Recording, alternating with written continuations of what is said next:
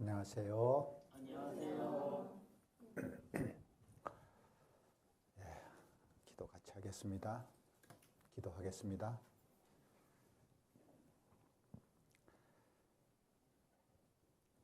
우리를 사랑하시고 위하여 목숨까지 버리신 하나님의 크고 놀라운 은혜에 진심으로 감사합니다.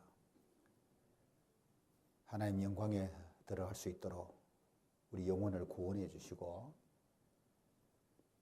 하나님 안에서 살게 하신 것 감사합니다.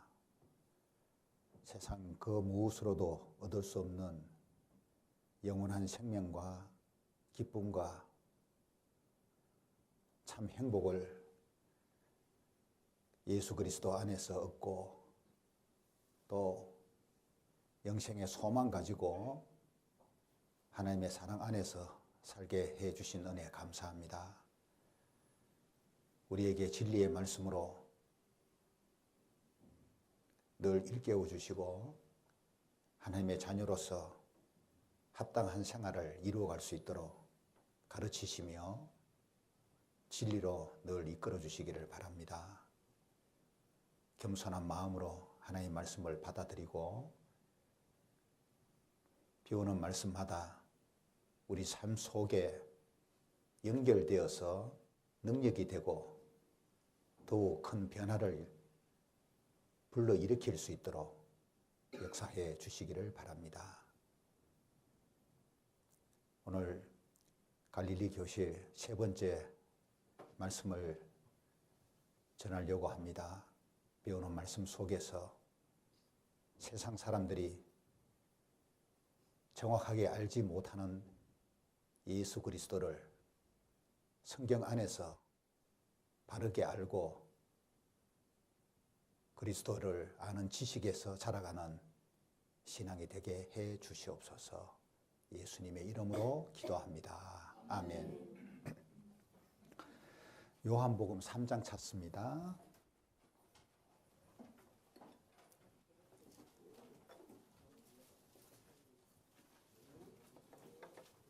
요한복음 3장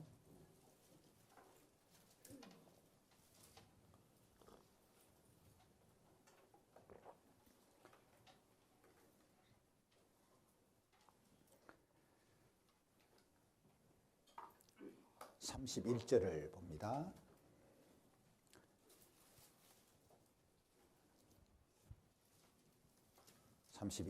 위로부터 오시는 이는 만물 위에 계시고 땅에서 난 이는 땅에 속하여 땅에 속한 것을 말하느니라. 하늘로서 오시는 이는 만물 위에 계시나니 그가 그 보고 들은 것을 증거하되 그의 증거를 받는 이가 없도다. 그의 증거를 받는 이는 하나님을 참되시다 하여 인쳤느니라. 하나님의 보내신 이는 하나님의 말씀을 하나니 이는 하나님이 성령을 한량없이 주심이니라. 아버지께서 아들을 사랑하사 만물을 다 그 손에 주셨으니 아들을 믿는 자는 영생이 있고 아들을 순종치 아니하는 자는 영생을 보지 못하고 도리어 하나님의 진노가 그 위에 머물러 있느니라. 여기까지 보겠습니다. 지금 누가 한 말이냐 하면은 일명 세례 요한이라고 이렇게 불려지고 있는 침례자 요한, 이게 더 정확한 표현입니다. 예수님을 가장 가까이서 증거한 사람이잖아요. 모든 선지자가 예수님을 증거하는 일을 하는데 요한은 직접 예수님을 보고 사람들에게 증거를 한 사람입니다. 그래서 여자에게서 난 자 중에 제일 큰 자가 요한이라고 예수님도 말씀을 하셨고, 여기 보시면은 예수님이 요한복음 3장 13절에는 직접 이렇게 말씀하셨는데 하늘에서 내려온 자, 곧 인자 외에는 하늘에 올라간 자가 없느니라. 그러니까 예수님은 하늘에 계시다가 내려왔단 말이죠. 그리고 요한복음 3장 31절에 이제 침례자 요한이 예수님을 두고 한 말이거든요. 위로부터 오시는 이는 만물 위에 계신다. 누굴 가리키죠? 예수님을 가리키잖아요. 예수님은 위로부터 오시는 분이다. 그 위로부터 오시는 예수님하고 반대가 뭐냐면은 땅에서 난 사람이란 말이에요. 그러니까 공자도 땅에서 난 사람이고 석가도 땅에서 난 사람이잖아요. 그죠?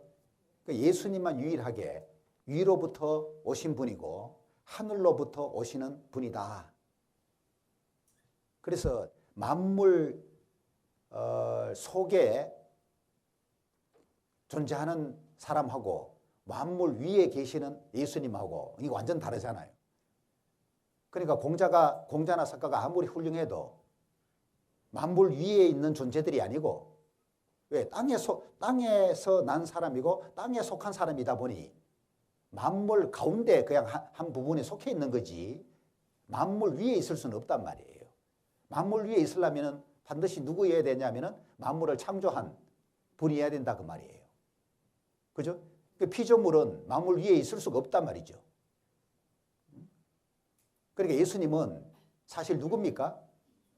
하나님의 아들이면서 또 누구예요? 하나님이잖아요. 그러니까 예수님이 창조주라니까요.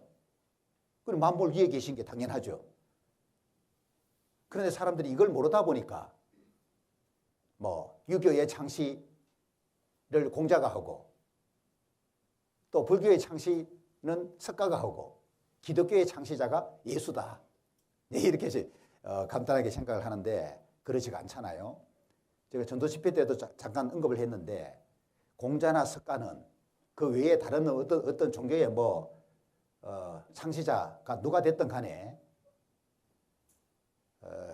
대체적으로 자신이 무엇을 깨닫고 난 거를 사람들에게 가르치는 일을 하는 거예요. 가르치다 보니까 그 가르침에 감동받는 사람이 생기고 그리고 이제 스승으로 모시게 되고 그리고 자기들은 이제 제자가 되어가지고 따르는 이런 것이거든요, 일종의. 그래서 석가나 공자나 다 자기들이 깨달았다고 하는 것을 이제 가르치는데 예수님은 자신이 누군가를 말씀하셨다는 거예요. 그 내용이 이제 요한복음에 주로 많이 기록되어 있거든요. 예수님이 자신이 누군지를 말씀한 것이 대표적인 것이 하나님을 아버지라고 소개하고 있는, 그리고 자신은 하나님의 아들이라고 말하고 있는 이 내용이 요한복음에만 150번 넘게 나온다. 그 말이에요. 그리고 이제 하나님이 보내서 왔다고 하는 이 말씀을 요한복음 안에만 40번 이상 말씀하고 있다는 거죠. 그 예수님 같은 이런 인물은 세상에 없잖아요. 그런데 이제 사람들이 왜 예수님을 세계 4대 성인 취급하느냐? 예수님을 성경을 통해 정확히 모르기 때문인데 예수님이 하신 말씀 중에는 이런 좀 성인 취급받는 이런 사람들하고 좀 비슷한 말씀한 것이 있어서 같이 이렇게 섞어가지고 다뤄버리거든요. 소크라테스가 이런 말을 했습니다. 모르면 모른다고 인정해라. 그때부터 배워서 알게 된다. 석가모니가 욕심을 부리면은 그만큼 인생이 괴로워진다. 이런 말이 틀린 말은 아니거든요. 그죠? 욕심 때문에 인생 괴로운 일들이 많아. 욕심 버리면은 훨씬 더 편안할 텐데. 틀린 말은 아닌 거예요. 인문학적으로 볼 때는 맞는 말이 꽤 많아. 왜? 나름대로 도를 깨달은 사람이다 보니 인생에 있어서 맞는 말들을 많이 하는 것도 있는 거예요. 공자는 네가 당하고 싶지 않은 짓을 남에게 시키지도 말고 하지도 마 라고 말했어요. 맞는 말이죠. 좋은 말이잖아요. 예수님이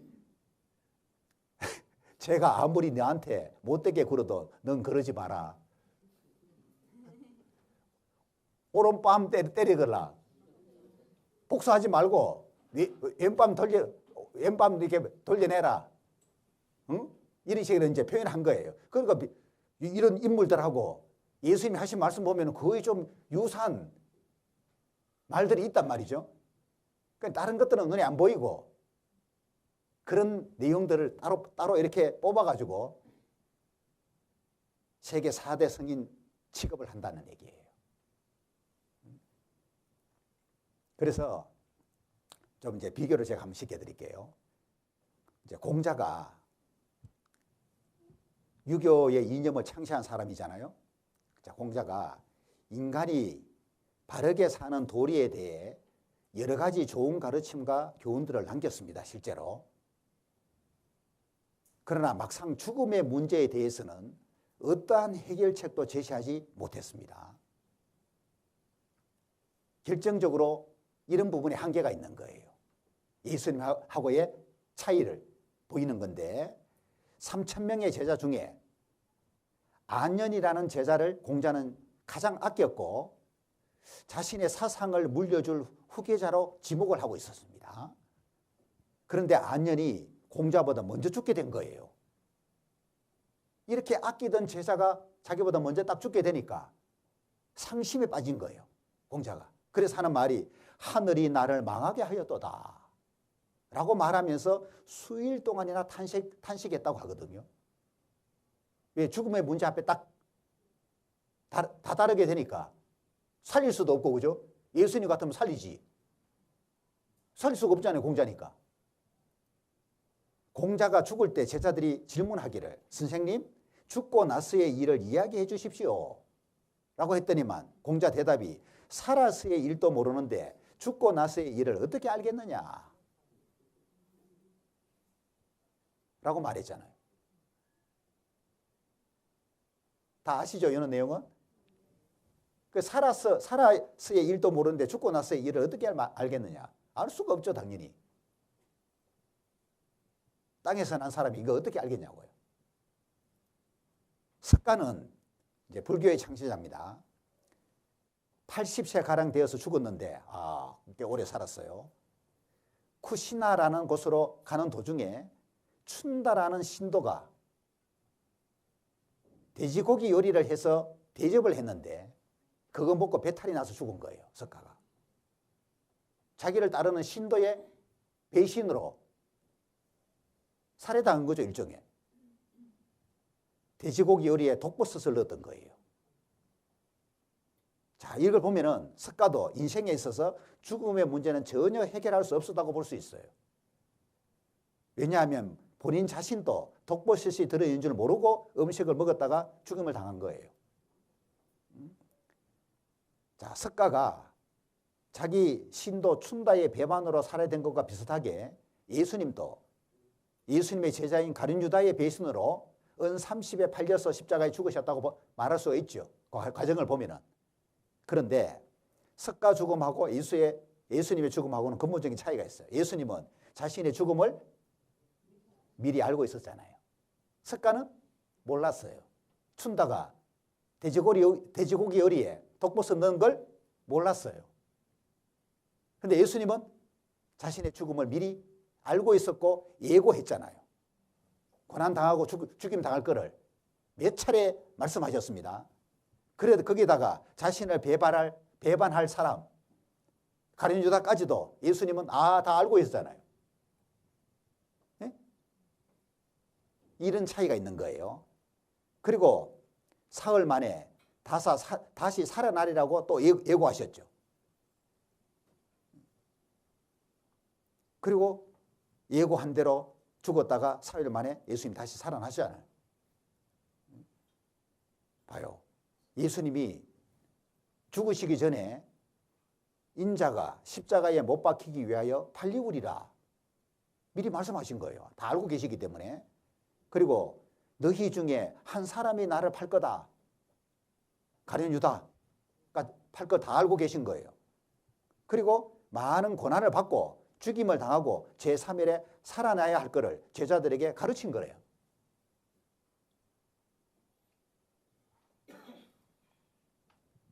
그리고 석가가 어느 날 구리시성 가까이 시다라는 숲을 지나다가 한 과부를 만났습니다. 이 과부가 하나밖에 없는 외아들을 잃게 됐어요. 죽었어요. 그래서 석가인데 찾아와가지고 살려달라고, 내 아들 살려달라고 사정사정을 합니다. 석가가 말하기를, 여자여, 죽음이란 우리 인간 누구에게나 있는 것이므로 너무 슬퍼하지 말라. 다 죽어야 되는 거야. 너무 슬퍼하지 마. 아들 죽었다고. 그런데 이 과부가 더 막 울어대면서, 석가 세존이시여 우리 아들을 살려주시옵소서. 하도 애원하니까 이 석가가 과부한테 마을에 들어가서 사람이 죽은 일이 한 번도 없는 집에 쌀을 얻어다가 죽을 끓여서 먹이면 아들 살 거다 라고 말해준 거예요. 이 말을 듣고 이 과부가 희망을 가지고 말이에요. 기뻐하면서 이제 성에 막 들어갔는데 얼마 후에 풀이 죽은 모습으로 돌아왔다. 왜? 어떤 집도 윗때부터 사람이 한 번도 죽은 일이 없었던 집은 없었기 때문에 쌀을 구할 수가 없어요. 안 죽은 집이 없으니까. 석가는 사람은 나면 반드시 한 번은 죽는다는 생자필멸의 사실을 가르쳐주고 그 과부를 돌려보낸 거예요. 자, 그런데 예수님을 한번 볼까요? 어느 날 예수님이 나인성을 지나가다가 통곡 소리를 듣게 됩니다. 나인성 과부 아들이 죽어서 장례식을 하고 있는 중이었어요. 자, 이때 예수님은 그 죽은 아들에게 다가가서 청년아 일어나라고 말씀하셔요. 이 내용이 누가복음 7장에 나온 내용이에요. 그러자 그 청년이 다시 살아나는 기적이 일어납니다. 공자는 자신이 사랑하던 수제자 안년이 죽었을 때 어찌할 수 없어 울며 통곡을 했고, 그러나 예수님은 자신이 사랑하던 나사로가 죽었을 때 죽은 지 나흘이나 되는 그 무덤 앞에 서서 죽은 나사로를 향해서 나사로야 나오너라 라고 하는 단 한마디 말로 나사로를 죽음에서 불러냈습니다. 이 내용이 요한복음 11장에 나와요. 예수님은 죽은 자를 살렸잖아요. 그래서 공자와 석가는 죽음의 문제를 어쩔 수 없는 것으로 받아들였지만 예수님은 당당하게 죽음의 근세와 맞서 싸우며 죽은 자들을 다시 살려내셨습니다. 인류 역사상 이런 죽음의 문제를 해결한 사람이 누가 있냐고요. 예수님 외에는 없는 거예요. 그런데 예수님을 같은 선상에 두고 취급하면 안 되는 거죠. 석가의 제자 중에 성철 스님 알죠? 성철 종정이라 그러잖아요. 불교인들은 성철을 우리 곁에 왔던 부처라고 말합니다. 그만큼 존경을 했다는 거죠. 그런데 성철이 죽을 때에 남긴 유언이 있어요. 그걸 불교는 일반송으로 부른 거예요. 여기 보면은 성철이 자기 죽음에 대한 허무함이 깊이 표현되어 있는데 이 내용이잖아요. 일생 동안 남녀의 무리를 속여서 하늘을 넘치는 죄업은 수미산을 지나친다. 하늘을 넘치는 죄가 수미산을 지나친다. 그러니까 자기 죄가 얼마나 많은지를 이렇게 고백한 거예요. 그럼 성철이 도대체 무슨 죄를 지었을까요? 이 사람이 죄 지은 거 거의 찾아보기 어렵거든요, 솔직히. 네? 그럼 수미산을 넘어갈 정도로 하늘을 넘치는 죄업이라고 했는데 이게 뭐예요? 속인 죄. 네? 일생 동안 남자, 여자 이 무리를 속였다는 거예요. 이 죄가 제일 성철에게는 많은 거예요. 뭘 속여요? 이 사람이 진리를 모르다 보니까 자기가 가르친 모든 메시지들은 사실은 거짓인 거예요. 진리가 아닌 거예요. 그래 속인 거지 뭐예요. 극락 없는데 극락이 있다고 말해. 속인 거잖아요. 그죠? 대답 좀 해요. 물등에 보고만 있어요. 재미없게 시리. 그래서 산채로 무간지옥에 떨어져서 그 한이 망갈라내야 된다고 말했어요. 자기가 죽은 다음에 어디 간다고? 무간지옥. 불교에서는 8열지옥을 말하거든요. 지옥 8개가 있다. 그 중에 하나가 무간지옥이에요. 그래서 거기에 떨어진다고 말했어요. 지옥 갈 줄 알고 죽은 거예요, 이 사람은. 근데 이 성철 스님이 일반송을 남기고 죽었지만 사도 바울은 어떤 말을 남기고 죽었냐? 자기 죽음을 앞두고 디모데후서가 바로 사형 선고 받기 전에 마지막 기록한 책이에요. 이 성경 기록하고 사도 바울은 사형을 당합니다. 목 잘려 죽어요. 뭐라고 말했습니까? 내가 선한 싸움을 싸우고 나의 달려갈 길을 마치고 믿음을 지켰다. 그리고 이후로는 나를 위하여 의의 면류관이 예비되었으므로 주곧 의로우신 재판장이 그날에 내게 주실 거다. 그러고 죽은 거예요. 완전 다르잖아요. 성철 스님은 무간지옥에 떨어진다. 산채로 무간지옥에 떨어진다. 라는 말을 남겨 죽었는데 사도 바울은 나를 위하여 의의 면류관이 예비되어 있다. 그러고 죽었어요.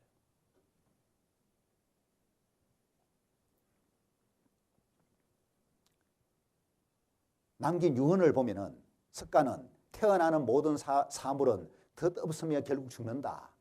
이런 말을 남겼고 공자는 지는 꽃잎처럼 현자는 그렇게 가는구나. 예수님은 다 이루었다. 예? 아버지여 내 영혼을 아버지 손에 부탁하나이다. 이게 예수님 유언이에요. 그리고 예수님을 누가 증거하느냐 하면은 지금 요한복음 안에서만 살펴볼 건데 여기에 7가지가 나왔죠. 예수님을 하나님의 아들로 증거하는 존재가 여기 침례자 요한, 선지자 모세, 또 예수님이 행하시는 일, 표적, 하나님 아버지, 구약성경, 또 성령, 제자들 이들에 의해서 예수님이 하나님의 아들이라고 증거를 받게 되는데 첫 번째가 침례자 요한이 예수님을 증거합니다. 요한복음 1장 6절에서 8절 보면은 하나님께로서 보내심을 받은 사람이 났으니 이름은 요한이라.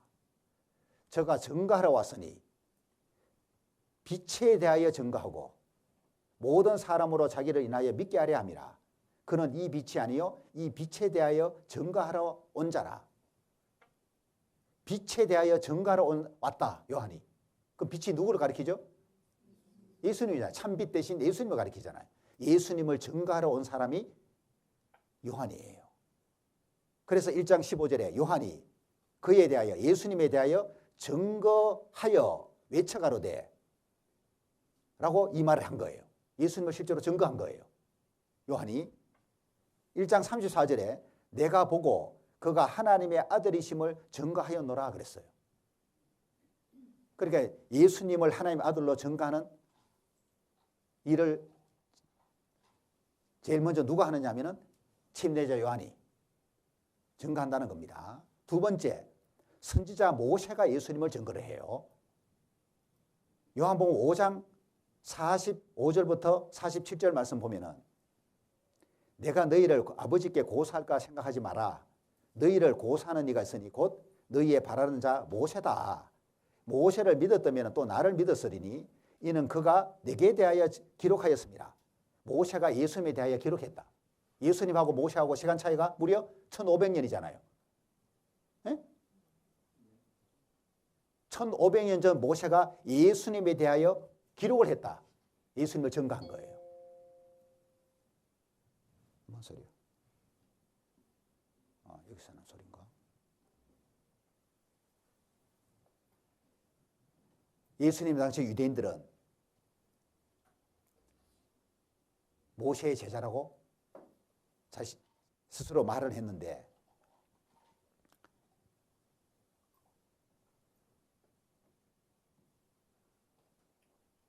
모세는 누구냐? 예수님을 증거한 사람이다 그거예요. 그러면은 모세의 제자라면은 모세가 증거한 예수님을 믿어야 돼요, 안 믿어야 돼요? 믿어야 될 거 아니에요. 예? 아니 모세가 증거한 예수님을 모세의 제자가 믿어야지 당연히. 요한의 제자들은 요한이 증거한 예수님을 믿었을까요, 안 믿었을까요? 믿었어요. 요한복음 1장에 보면은 그런 내용이 나오거든요. 요한이 두 제자하고 함께 이렇게 길을 가다가 예수님을 보고 요한이 증거한 거예요, 예수님에 대해서. 그래서 두 제자가 예수님을 따라가 가지고 하룻밤 머물면서 예수님 말씀을 듣고 예수님을 메시아로 그리스도로 믿게 됐잖아요. 그 요한복음 1장에 나와요. 그 두 제자 중에 한 사람이 안드레예요. 안드레 형제가 시몬 베드로예요. 자기 형제 베드로 찾아가서 전도했어요. 베드로도 예수님 앞에 가서 예수님 말씀 듣고 이 사람도 그리스도를 믿게 돼요. 그 요한의 제자는 요한이 증거하는 예수님을 믿었는데 유대인들은 모세의 제자라고 말하면서 모세가 이미 증거한 예수님을 안 믿어. 문제 있잖아요. 그죠? 세 번째는 예수님이 행하시는 일 자체가 예수님을 증거해요. 예수님이 행하시는 일을 표적이라고 말합니다. 들어보셨습니까? 표적. 이 표적이 예수님이 행하신 일을 특별히 표적이라고 표현하는데 그거는 이거 보세요. 자, 요한복음에서 예수께서 행하신 일들을 설명할 때 그냥 기적이라고 하지 않고 미러클, 기적이라고 하지 않고 표적, 사인이라고 표현을 해요. 왜 그러냐면은 예수님이 행하신 그 이적을 통하여 무엇인가를 확실하게 입증하는 경우에 사용되는 용어예요. 표적이. 단순히 그냥 사람을 놀래키는 목적이 아니고 초자연적인 기적을 예수님이 행함으로 말미암아 무엇인가를 확실하게 입증하려고 하는 거예요. 뭘 입증하려고 하는 걸까요? 하나님의 아들 되심을 외부로 드러내 보이시려고 행하신 그 일을 표적이라 그러는 거예요. 이해됩니까? 그래서 예수님이 행하신 표적 중에 대표적인 표적이 7개. 요한복음에 나오는 7개의 표적이 물로 포도주를 만드신 표적, 왕의 신하의 아들의 병을 고치신 표적, 38년 된 병자를 고치신 표적, 오병이어의 표적. 오병, 병은 보리떡을 가리키죠. 물고기죠. 보리떡 5개와 물고기 2마리로 5,000명을 먹인 그 표적을 말하죠. 무리를 걸어오신 표적, 날 때부터 소경된 자를 고치신 표적, 죽은 나사로를 살리신 표적. 그죠? 다 표적이거든요. 그럼 왜 이 표적을 행하셨냐? 단순히 사람들은 놀라게 하려고 한 게 아니고 하나님의 아들 되심을 입증하려고 이런 표적을 행한 거다. 그 말입니다. 예. 그래서 요한복음 5장 36절에 내게는 요한의 증거보다 더 큰 증거가 있다. 뭐냐 그게? 아버지께서 내게 주사 이루게 하시는 역사. 곧 나의 하는 그 역사가 아버지께서 나를 보내신 것을 나를 위하여 증거하는 거다. 요한이 나를 증거했지만은 그 증거보다 더 큰 증거가 있다. 그 뭐냐? 하나님 아버지가 내게 주사 이루게 하시는 역사, 그 표적을 가리키는 거예요. 그게 바로 나를 위하여 증거하는 거다. 아버지께서 나를 보내신 것을 증거하는 거다. 그래서 요한복음 10장에 내가 내 아버지의 이름으로 행하는 일들이 나를 증거하는 것이다. 이런 말을 한 거예요. 예수님이 행하신 표적은 하나님 아버지의 이름으로 행하는 일들이 되는데 그 일들이 나를 증거하는 거다. 이렇게 말한 거예요. 뭔 말인지 이해되죠? 네 번째는 하나님 아버지가 친히 예수님을 증거합니다. 그래서 요한복음 3장 37절에 또한 나를 보내신 아버지께서 친히 나를 위하여 증거하셨느니라. 하나님 아버지가 예수님을 증거를 하신 거예요. 그리고 요한복음 8장에도 나를 보내신 아버지도 나를 위하여 증거하시느니라. 그렇죠? 하나님 아버지가 아들 대신 예수님을 증거한다는 거예요. 다섯 번째는 구약 성경이 예수님을 증거해요. 요한복음 3장 39절에 예수님이 너희가 성경에서 영생을 얻는 줄 생각하고, 이 말은 유대 종교 지도자들이 성경을 귀하게 여겼고 부지런히 상고했습니다. 이유가 뭐냐? 성경에 영생이 있다고 믿었기 때문이에요. 그걸 예수님이 말씀한 거예요. 잘한 거죠, 그거는. 그런데 못한 게 뭐예요? 여기까지는 잘했는데 이 성경이 유대 종교 지도자들이 귀하게 여기는 이 성경, 구약 성경이, 이때는 신약 성경이 아직 기록되기 전이에요. 구약 성경을 가리켜요. 이 성경이 내게 대하여 증거하는 것이다. 이들이 영생이 있다고 믿고 귀하게 여기고 부지런히 상고하고 있는 구약 성경이 예수님에 대하여 증거하고 있다고 하는 것은 모르고 있는 거예요. 그래서 예수님 당시 유대인들이 예수님을 배척하게 됐다 그 말이에요. 그래서 구약 성경이 예수님을 증거를 해요. 여섯 번째가 성령께서 예수님을 증거해요. 요한복음 15장 26절에 내가 아버지께로서 너희에게 보내실 보혜사 곧 아버지께로서 나오시는 진리의 성령이 오실 때에 그가 나를 증거할 거다. 누가 예수님을 증거한다고요? 성령께서. 그래서 지금까지도 성령께서 예수님을 증거해 주기 때문에 우리가 구원받을 수 있는 거예요. 그죠? 고넬료 집에 있는 사람들이 복음 말씀 들을 때에 성령이 임했잖아요. 예수님이 뭘 깨닫게 해주는 거예요. 성령이 예수님을 증거하는 거예요. 그래서 하나님께로 온 영 받아야지만 하나님께서 우리에게 은혜로 주신 것들을 알 수가 있는 거예요. 그러지 않으면 못 깨닫는 거예요. 머리로는 말똥말똥 아는데 양심 속에 깨달아지지 않아요. 이분에도 그런 분이 계셔요.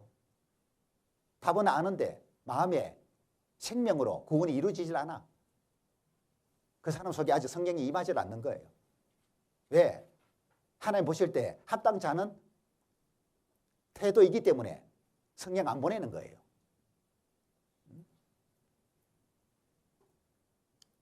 구원받을 만한 준비가 안 돼 있다는 거죠. 그러니까 성령이 임하지 않는 거예요. 그러면 마음에 깨달아지지가 않거든. 일곱 번째, 제자들이 예수님을 증거합니다. 그래서 요한복음 15장 27절에 너희도 처음부터 나와 함께 있었으므로 증거하느니라.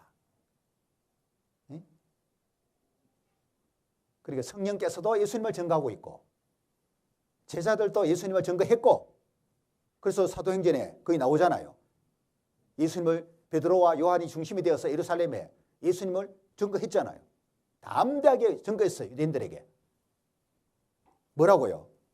너희가 나무에 달아 죽인 예수를 우리 조상의 하나님이 살리셨다. 이스라엘로 회개케 하사 죄사함을 얻게 하시려고 그를 예수를 오른손으로 높이사 임금과 구주를 삼으셨다. 우리는 이 일의 증인이요 하나님이 자기를 순종하는 사람들에게 주신 성령도 그러하다. 성령도 예수님을 증거하고 있고 우리도 예수님을 증거하는 증인이다. 이 시대에 성령이 예수님을 증거하고 있잖아요. 또 누가 증거해요? 구원받은 그리스도인이 예수 그리스도의 증인이에요. 하나님의 증인은 누굽니까? 유대인이고 그리스도의 증인은 구원받은 사람이에요.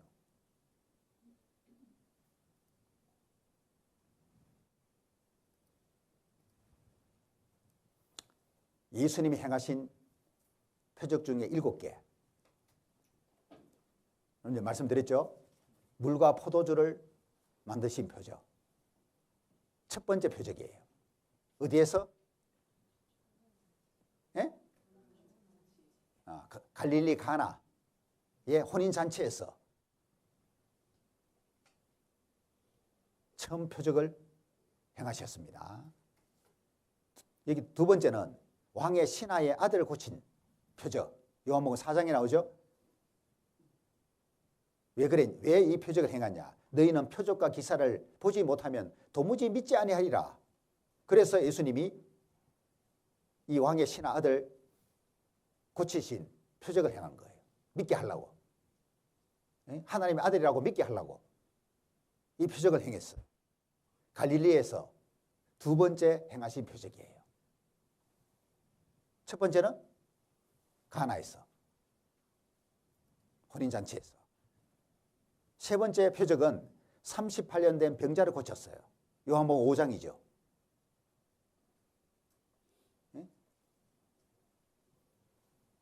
요한복음 5장 19절을 보면은 내가 진실로 진실로 너희에게 이르노니 아들이 아버지 하시는 일을 보지 않고는 아무것도 스스로 할 수 없나니 아버지께서 행하시는 그것을 아들도 그와 같이 행하느니라. 하나님 아버지께서 행하시는 것 아들도 그와 같이 같은 방식으로 행한다. 아들이 일하는 방법이 아버지와 완전히 같다. 그러니까 이걸 통해서 바로 내가 하나님 보내서 왔다. 내가 일하는 방식 봐라. 하나님 아버지하고 똑같지 않냐? 그 얘기를 하고 있는 거예요. 응? 아버지나 아들이나 똑같아 방식이. 그래서 나를 하나님의 아들로 인정해라. 믿어라. 그 말을 하고 있는 거다 그 말이죠. 아버지께서 아들을 사랑하사 자기의 행하시는 것을 다 아들에게 보이시고 또 그보다 더 큰 일을 보이사 너희를 기이 여기게 하시리라. 아버지께서 죽은 자들을 이렇게 살리신 것 같이 아들도 자기의 원한 자를 살리느니라. 그거 보여주려고 38년 된 병자 고치는 행위를 표적을 보여준 거예요.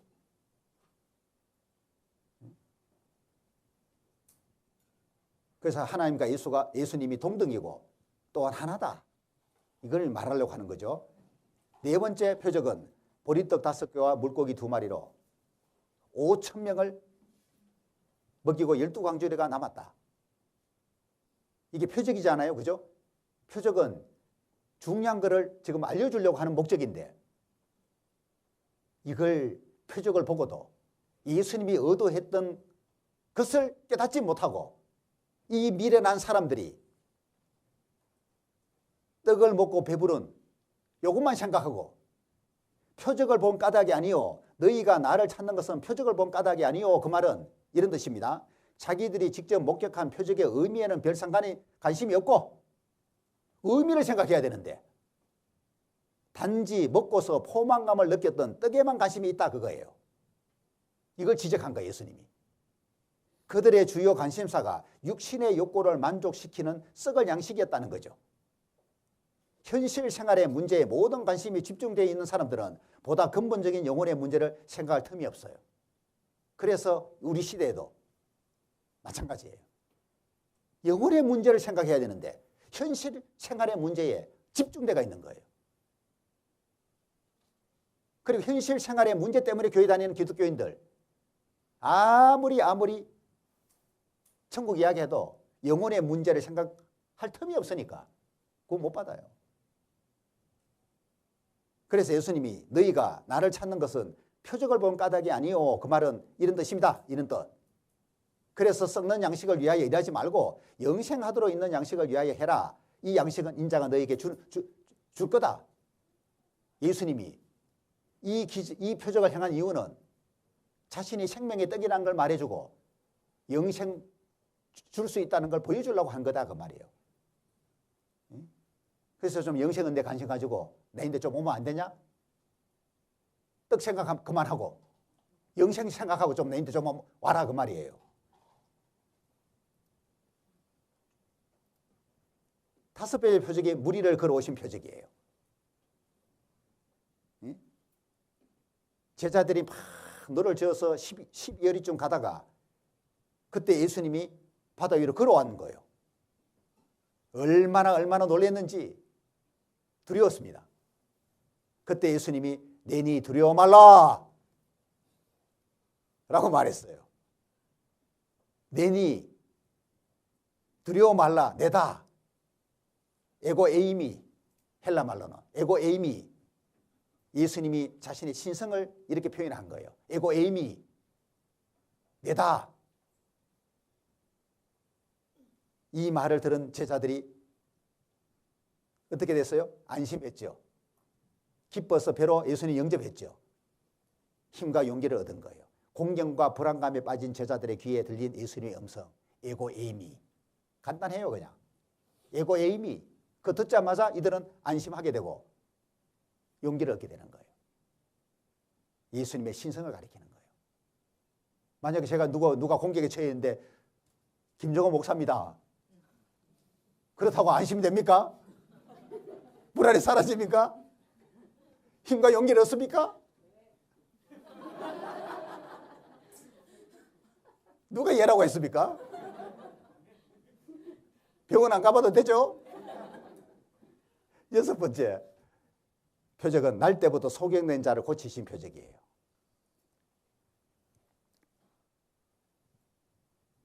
이 표적을 통해서 고침받은 소경은 이 사람이 하나님께로부터 오지 아니하였으면 아무 일도 할 수 없었을 거다. 100% 확신하는 거예요. 이 사람은 눈 감고 있었기 때문에 예수님을 본 적이 없어. 그러니까 눈 떠도 예수님 자기 눈 뜨게 해준 분이 누구지를 몰라요. 눈 감고 있는 상태였기 때문에. 그죠? 그런데도 이 소경은 뭘 확신해요? 자기 눈을 뜨게 해 준 분은 하나님께로 온 분이다. 이거는 막 확신하는 거예요. 왜? 예수님을 직접 본 것도 아니고, 그죠? 자기가 체험했잖아요. 날 때부터 소경된 자 눈 뜨게 해준 일은 지금까지 없었는데 내 눈 뜨게 해준 이분이 당신들은 안식일을 범한 죄인 취급하지만은 나는 그렇게 생각하지 않는다. 봐라, 한번 생각해봐라. 하나님께로 온 자가 아니고 당신들이 말하는 것처럼 죄인이라면은 어떻게 날 때부터 소경된 이 눈을 뜨게 해주겠냐. 이 바보들아, 생각 좀 해봐라. 그 말이에요. 답답한 거예요.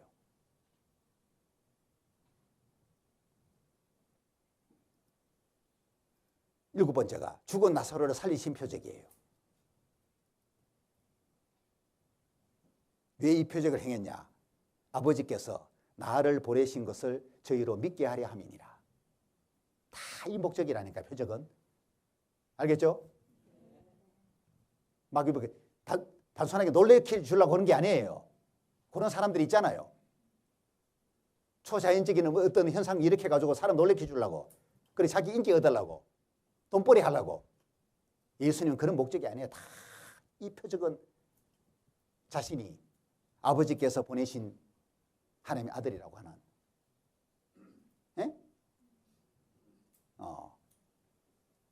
이걸 드러내려고 행하신 표적이다.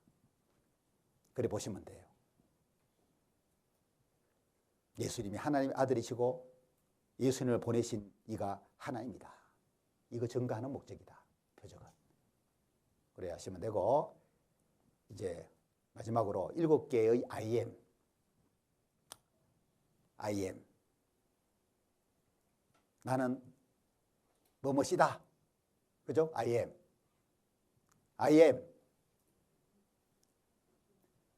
예수님, 당신은 누구십니까? 이에 대한 7개의 답이라고 할 수 있어요. 이 7개의 I am 속에 예수님의 신분도 드러나 있고 예수님의 사명도 그게 들어있어요. 신분과 사명이 동시에 들어있어요. 자, 7개의 I am. 요한 복음만 찾아보면은 첫 번째가 나는 길과 진리와 생명이다. 요한복음 14장 6절이죠. 잘 아는 구절이죠. 나는 길과 진리와 생명이다 라고 예수님이 말씀하셨고, 두 번째는 나는 생명의 떡이다 라고 말씀하셨죠. 요한복음 6장에 내가 생명의 떡이다. 이 말은 예수님이 영원한 생명 주러 왔다 그 말이고, 믿음으로 예수님을 믿게 되면은 영원한 생명을 얻게 되죠. 영원한 생명을 얻는 것은 이제 내게 오는 자는 결코 줄이지 아니할 테요 영원히 목마르지 아니할 거다. 영원히 만족하는 삶을 살게 될 거다. 나는 하늘로서 내려온 산떡이다. 사람이 이 떡을 먹으면 영생한다 라고 말했어요. 생명의 떡이다. 이 생명은 영원한 생명을 예수님을 통해서 얻게 될 것을 말하는 거잖아요. 나는 세상의 빛이다. 나는 세상의 빛이다. 요한복음 8장에 나는 세상의 빛이니 나를 따르는 자는 어둠에 다니지 아니하고 생명의 빛을 얻으리라. 예수님이 생명의 빛이라고 말씀하신 거예요. 저 세상의 빛이라고, 세상의 빛. 이 빛이 곧 생명의 빛 말이에요. 예수님이 그래서 하늘에서 세상에 와서 이 빛을 딱 비추면은 세상 사람들이 생명을 이제 얻게 되는 거예요. 요한복음 9장 5절에도 내가 세상에 있을 동안에 세상의 빛이다. 예수님이 세상의 빛이에요. 인류가 처한 상태는 어둠입니다. 그러니까 빛이 필요해요. 어둠에서 벗어나려면. 모든 사람이 죄로 인하여 어둠 가운데 있으므로 예수께서 빛으로 오신 거다. 영원한 생명을 얻게 하는 빛이고 다시는 어둠에 붙잡히지 않게 하는 빛이에요. 예수는 죄악의 어둠에 처하여 길을 찾지 못하는 인류를 구원으로 인도하는 유일한 빛이다. 예수님 외에는 빛이 없잖아요. 참 빛은 예수님밖에 없다. 그래서 이 빛을 받아서 우리가 구원을 받았습니다. 네 번째는 나는 양의 문이다.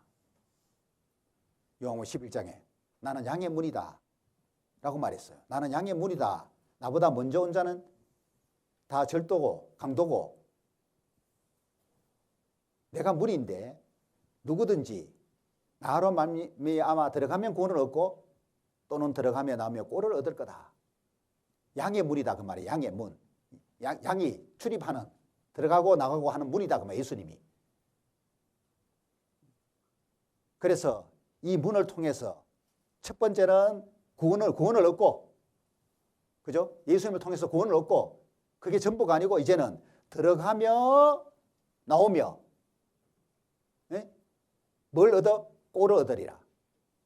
구원받은 다음에 성장해야 되니까 하나님이 양육시키는 방법이에요. 꼴.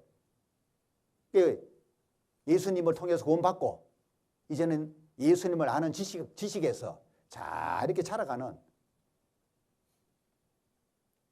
필요한 양식을 꼴로 표현하고 있는 거예요. 잘 먹어야 돼요. 다섯 번째, I am. 나는 선한 목자다. 나는 선한 목자다. 예수님이 선한 목자다. 그래서 내가 내 양을 알고 양도 나를 아는 것이 아버지께서 나를 아시고 내가 아버지를 아는 것 같으니 나는 양을 위하여 목숨을 버린다. 여러분, 이 말은 목자하고 양하고 있지 않습니까? 이 관계가 일방통행이 아닌 거예요. 왜?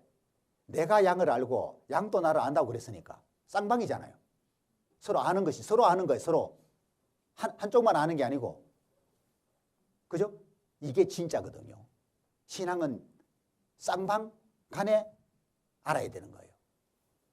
그러지 않으면은 이건 전부 가짜입니다. 여기 봐요. 마태복음 7장 23절에 나더러 주여 주여 하는 자마다 다 천국에 갈 것이 아니라고 말씀하면서 그때에 예수님에게 말하기를 우리가 주의 앞에서 먹고 마셨다. 주의 이름으로 귀신 쫓아냈다. 예? 주의 이름으로 많은 권능을 행했다. 라고 말하는 사람이 있었죠. 그때 예수님이 그 사람들에게 밝히 말씀하기를 내가 너희를 도무지 알지 못하니 불법을 행하는 자들아 내게서 떠나가라 하리라. 라고 말한 거예요. 이들은 예수님을 안다고, 그죠? 자신 있게 이야기했지만은 예수님은 내가 너희를 도무지 알지 못한다. 더 정확하게는 원문으로 이렇게 살펴보면은 한 번도 알았던 적이 없다, 그런 뜻이에요. 한 번도 알았던 적이 없다. 왜? 예수님과 성도의 관계가 아니었기 때문에. 그죠? 한 번도 목자하고 양의 관계가 아니었다, 그거예요. 그러니까 한 번도 알은 적이 없는 거예요. 구원받지 못했기 때문에 그런 거예요. 자, 이제 구원받은 사람은 예수님은 선한 목자고 구원받은 사람은 양인데 일방통행일 수 없고 쌍방통행이라는 걸 늘 기억하고 일방적인 사랑은 짝사랑이고 결실이 불가능해요. 네? 상호 인식과 사랑의 관계라는 걸 보여주는 거예요. 서로 아는 거, 서로. 목자도 양을 알고 양도 목자를 아는 서로 인식하는 관계 속에서 사랑의 관계가 이루어지는, 이걸 강조하는 거예요. 그러면 여러분들 한번 봐요. 이 갈릴리 교실에 와서 말씀 배우는 것도 주님을 더 알려고 하는 거잖아요. 주님이 나를 얼마나 잘 아시는데 내가 주님에 대해서 아는 건 너무 없다. 이거 좀 안 돼요. 응? 그 주님을 많이 알아야 돼요. 배워야 돼요. 6번째는 나는 부활이요 생명이다. 요한복음 11장 25절에 나는 부활이요 생명이니 나를 믿는 자는 죽어도 살겠고 무릇 살아서 나를 믿는 자는 영원히 죽지 아니하리니 이것을 네가 믿느냐? 나사로가 죽었을 때에 나흘 만에 그곳에 가서 나사로의 동생 마리아에게 한 얘기입니다. 마르다에게 한 얘기인가 마리아에게 한 얘기인가? 마르다인가? 마리아인가 마르다인가? 하여튼 나사로 동생에게 한 얘기예요. 아마 마르다인데 마르다한테 한 얘기 같아. 그죠? 나는 부활이요 생명이니 나를 믿는 자는 죽어도 살겠고 살아서 나를 믿는 자는 영원히 죽지 아니할 거다. 예수님이 부활이요 생명이다. 예수님 안에서 죽어도 산다. 살아서 예수님 맞이하는 사람은 산처로 변화받고 7번째가 나는 참 파도나무다. 요한복음 15장에 내가 참 포도나무다. 그리고 너희는 가지다. 그 말이잖아요. 여기 보면 이제 여기에 내게 있어 과실을 맺지 아니하는 가지는 아버지께서 이를 제해버리신다. 과실을 맺지 아니하는 가지 제해버린다. 여기에서 과실을 맺지 아니하는 가지는 예수님을 거부하는 유대인들을 가리키는 거예요. 이들은 제거가 돼버리는 거예요. 오늘날에는 거듭나지 못한 기독교인들이 해당되는 거고 개인적으로는 가룟 유다, 예수님 12제자 중에 과실을 맺지 아니하는 가지는 유다 한 사람이에요. 왜? 유다 한 사람은 지옥 갔거든. 12제자 중에. 반대로 과실을 맺는 가지가 또 있는 거예요. 나머지 11제자는 과실을 맺는 가지였어요. 그래서 그들을 더 깨끗하게 교육을 하고 훈련시키고 가르치고 세우신 거예요. 구원받은 사람은 과실을 맺지 않는 가지가 아니고 과실을 맺는 가지가 됐죠. 구원받았다는 거는 과실을 맺는 가지가 된 거예요. 예? 그래서 주님은 더 과실을 맺게 할 목적으로 그 과실을 맺는 가지를 자꾸 깨끗하게 한다니까요. 깨끗하게 한다는 관리한단 말이죠. 가지에서 열매가 맺혀지기 때문에 가지를 함부로 대하면 안 되잖아요. 눈 뜨고 있는 사람 자꾸 눈뜨게 하고 예? 가시를 맺어야 되니까. 예? 그래서 자꾸 눈 뜨라고 그러는 거예요.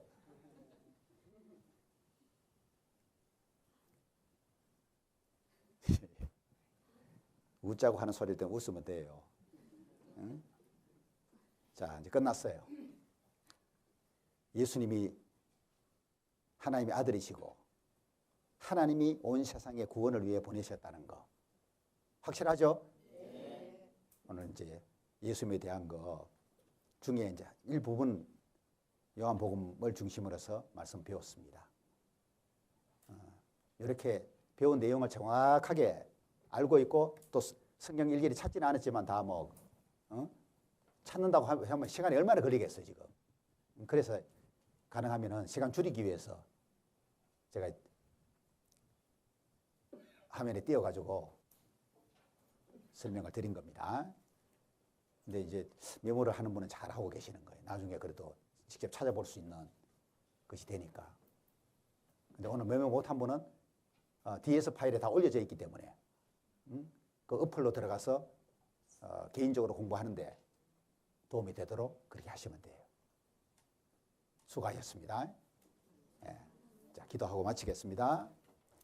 하나님 아버지, 우리로 하여금 예수님이 누구인지 정확하게 알게 해주셔서 감사합니다.